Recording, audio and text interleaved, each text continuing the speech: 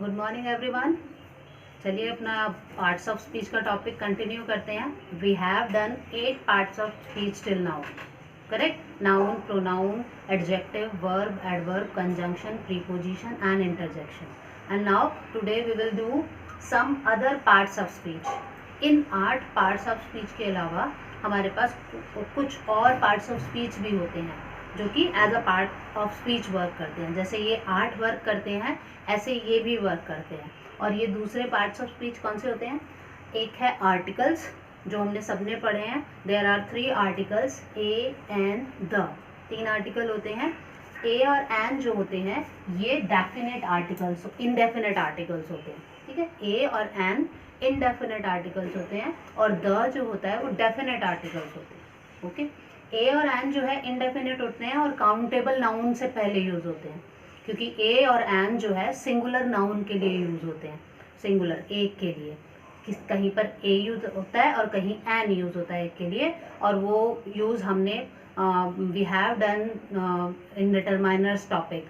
Determiner वाले, क्योंकि ये आर्टिकल जो है डिटरमाइनर्स में ही आते हैं, डिटरमाइनर्स में इंक्लूड होते हैं ये, ठीक है। तो ये ए और एन का यूज हमने उस डिटरमाइनर वाले टॉपिक में देख लिया था। आज very shortly we will see it कि ए जो है जिसमें कॉन्सोनेंट साउंड आती है, जो वर्ड जो नाउन कॉन्सोनेंट साउंड से स्टार्ट होता है उसमें ए आता है।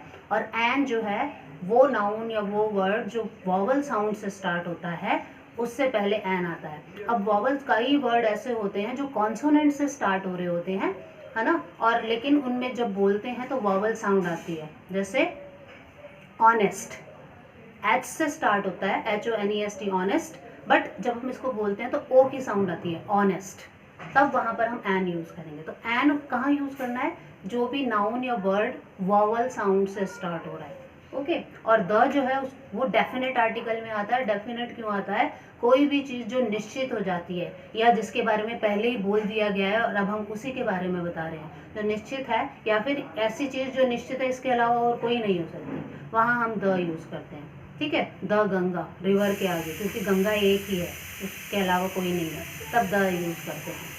तो द क्या है? डेफिनेट आर्टिकल है। जो भी चीज निश्चित हो उसके आगे द लगाते हैं। ए एन इनडेफिनेट आर्टिकल है, कॉन्सोनेंट साउंड से स्टार्ट हो रहा है कोई वर्ड या नाउन, तब ए यूज करते हैं। और वॉवल साउंड से स्टार्ट हो रहा है तो एन यूज करते हैं, okay.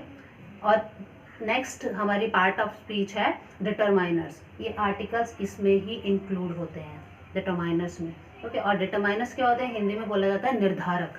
As we can see it is clear by its name कि ये निर्धारक है, किसी चीज को निर्धारित करता है। क्या निर्धारित करता है?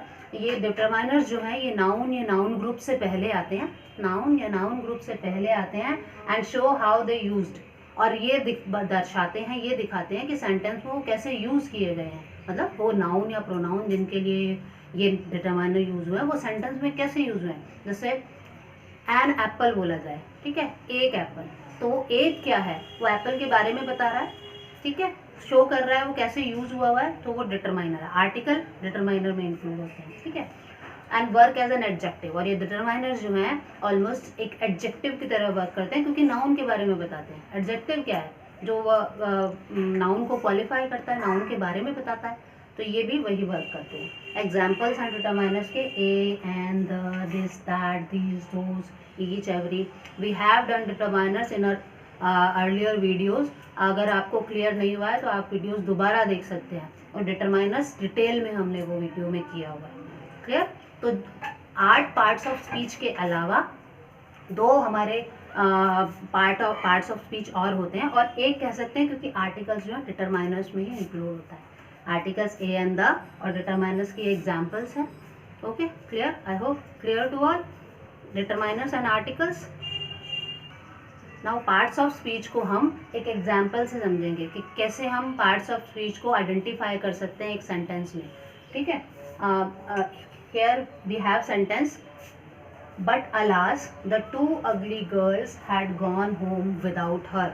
अब ये एक सेंटेंस हमारे पास है और हम इस एक सेंटेंस में एक एक वर्ड को आइडेंटिफाई कर सकते हैं कि इस सेंटेंस में इसका क्या वर्क है, क्योंकि पार्ट्स ऑफ स्पीच क्या होते हैं? अपने वर्क के अकॉर्डिंग हम उनको डिवाइड कर देते हैं इन पार्ट्स ऑफ स्पीच में, कि क्या नाउन है, क्या प्रोनाउन है, क्या वर्ब है, तो उनके वर्क के अकॉर्डिंग तो एक एक वर्ड को हम आइडेंटिफाई कर सकते हैं। फॉर एग्जाम्पल कैसे करते हैं, बट हमने पढ़ा है ये कंजंक्शन का वर्क करता है। ओके, अगर आपको कंजंक्शन की डेफिनेशन क्लियर है, आप अच्छे से समझते हैं, तो आपको पता लगेगा कि ये कंजंक्शन का वर्क कर रहा है।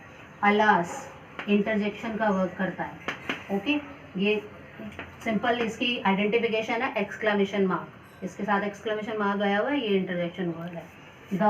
द हमें पता है आर्टिकल होता है और इसको डिटरमाइनर भी लिख सकते हैं। ओके, द आर्टिकल होता है डिटरमाइनर, और आर्टिकल में भी डेफिनेट आर्टिकल।